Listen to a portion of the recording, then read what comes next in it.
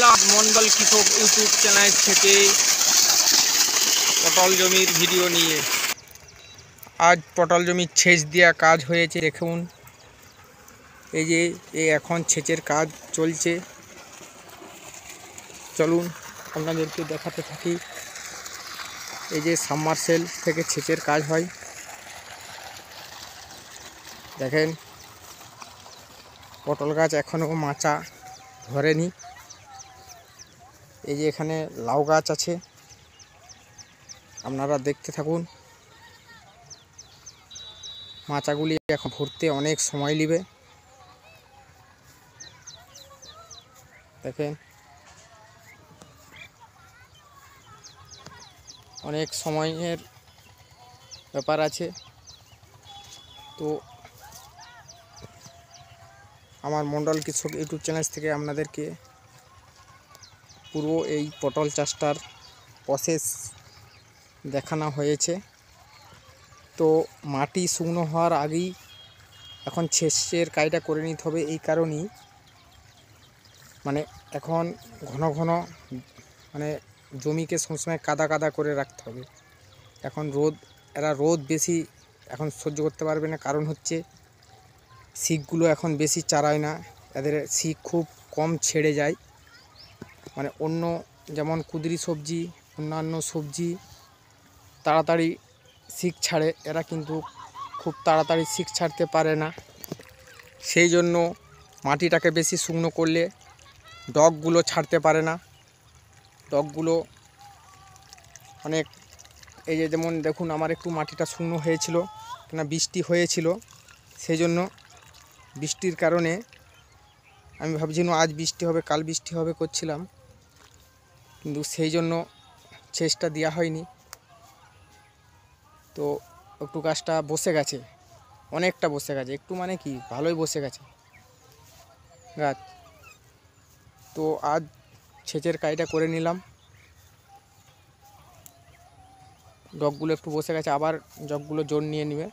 এরকম একটু ডুবিয়ে ডুবিয়ে সেচটা দিতে হবে, কেন উপর দিক থেকে রোদের তাপ যত বেশি পাবে, নিচেতে যদি ভিজে থাকে কাদা কাদা থাকে তাহলে ওরা গাছটার ক্ষতিটা অতটা হবে না। তবে গাছটা যদি পুরনো হয়ে যেত এরা সহ্য করে নিতে পারবে, কেন এদের পুরনো গাছে হলে অনেক শিক বিস্তার করে ফেলে। তো এরা এখনও শিক বেশি বিস্তার করতে পারে না। তো যখনই এই বর্ষাটা চলে আসবে শিক বিস্তার করে ফেলবে। আর শিক বিস্তার বেশি করতে পারলেই সে গাছের যদি একটু সেচ কমিয়েও দেওয়া যায় গাছের কোনো এফেক্ট পড়বে না। তো যারা পটল চাষ করেন তাদেরকে আমি এটাই বলবো যে বেশি টানিয়ে নতুন অবস্থায় বেশি টানাবেন না, ঘন ঘন সেচের কাজটা করে নেবেন যাতে গাছ দৌড়াতে থাকে। গাছকে যত দৌড়ানো যাবে তত তাড়াতাড়ি এই যে মাচাটি ঢাকবে, মানে ভরে যাবে। আর মাচা না ভরলে পারা পটলটা বেশি পাওয়া যাবে না। যত ডগ ছাড়বে তত ডগে ডগে পটলটা পাবেন। তাই বলবো পটল গাছের একটু ভালো করে পরিচর্যা করেন। পটল চাষ অনেক দীর্ঘদিনের একটি চাষ, অনেক দিন চাষটি হয়। একবার কষ্ট করে গাছ করে নিতে পারলে অনেক দিন ফল পাওয়া যায়। তাই কষ্ট করুন একটু চাষ আবাদে সময় দিয়ে। আর এর ঘন ঘন লতগুলোকে উঠাতে হবে, কেন এই যে দেখছেন এই যে সুর, এই যেগুলো সুর আছে না, এই মাচাতে ধরবে, এই সুরগুলো খুব ছোট ছোট। অন্য যেমন বড় বড় হয়, খুব তাড়াতাড়ি ডগটা ছেড়ে আসতে পারে, কিন্তু কি তাড়াতাড়ি বেশি ডগ ছেড়ে আসতে পারে না। সেই জন্য এর নিচের দিকে নেমে যায় ডগগুলোকে ঘন ঘন উঠাতে হবে।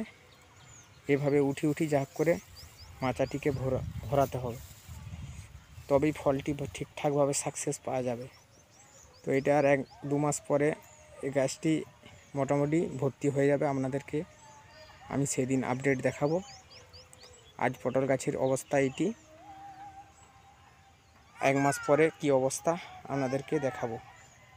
তো আমার মন্ডল কৃষক ইউটিউব চ্যানেলটিকে সবাই সাবস্ক্রাইব করে দেবেন, সাবস্ক্রাইব করে পাশে থাকবেন এই পর্যন্ত। সবাই ভালো থাকবেন, সুস্থ থাকবেন।